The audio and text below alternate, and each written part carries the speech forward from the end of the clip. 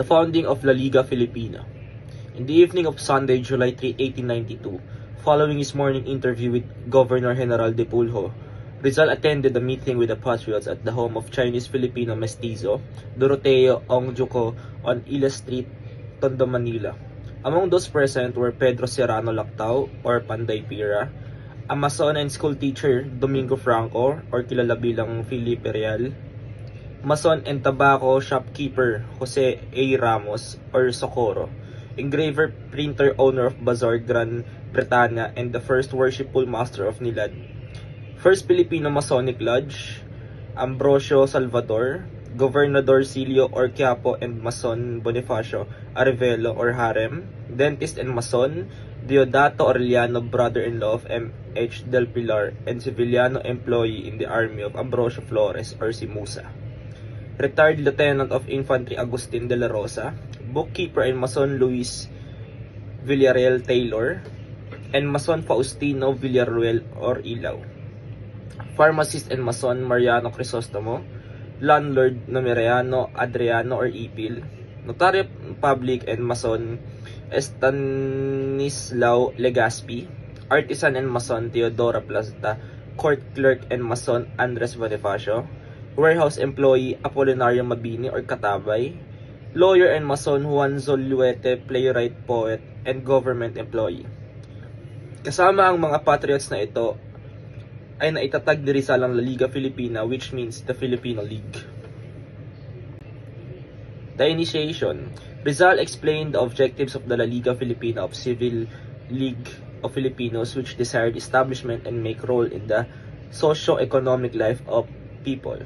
He presented the constitution of the Liga, which means he had written in Hong Kong and discussed its provisions, and the patriots were favorable, impressed, and gladly approved the establishment in La Liga Filipina.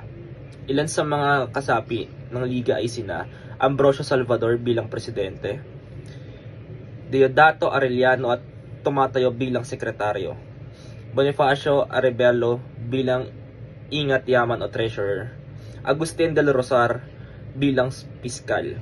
Mayroong limang purpose at or layunin ang Liga, at makikita natin ito sa kanyang konstitusyon. Una dyan, unity na mapag-isa ang buong arkipelago sa isang buo, makakaunti at masigla ang katawan. Pangalawa, mutual protection, na magbibigay ng proteksyon ng bawat isa sa kagustuhan ng pangangailangan ng bawat isa. Pangatlo, defense, na mapagtanggol ang laban ng kaharasan at kawalang katarungan.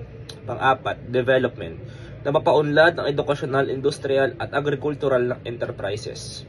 Panglima, the study of reforms and their implementation, o mapag-aralan at maipairal ang mga pagbabago. May motto rin ng La Liga Filipina. Sa Latin, ito ay Unus Imstar Omnium, which means one like all. The Liga government, the governing body of League, was the Supreme Court Council, had the jurisdiction over the whole country. It was composed of president, a secretary, treasurer, or a fiscal. There was a provincial council in every province and a popular council in every town. The duties of the Liga Filipina members, meron itong 7.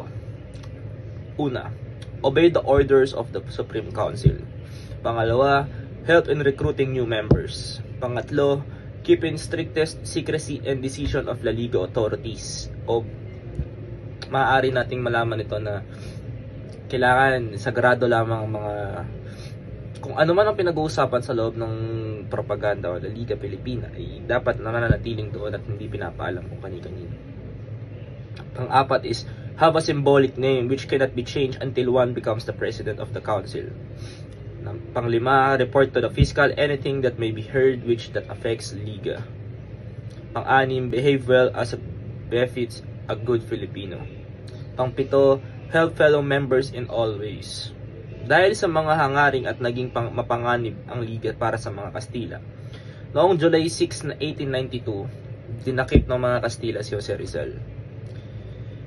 Ipinadala ang ilustrado sa dapitan na iwan ng Liga sa mga kamay ni Domingo Franco. Si Domingo Franco ay isang matalik na kaibigan ni Jose Rizal. Naging magpansamantalang pangulo habang wala si Jose Rizal dahil nadakip si Jose Rizal nga.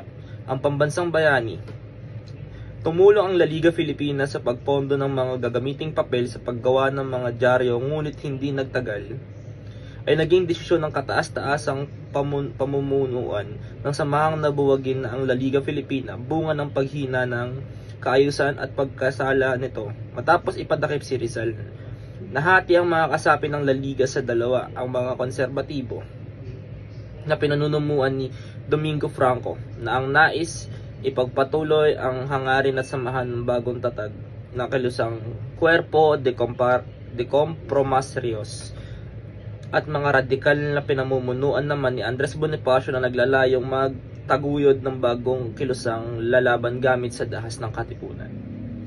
Nabigo mang palayain ng Liga Filipina ang bansa sa kamay ng mga dayuhan, ay naging isa namang samahan sa mga nagiging inspirasyon ng pagsimula ng revolusyon laban sa mga Kastila na 4 na taong matapos itong bawagin.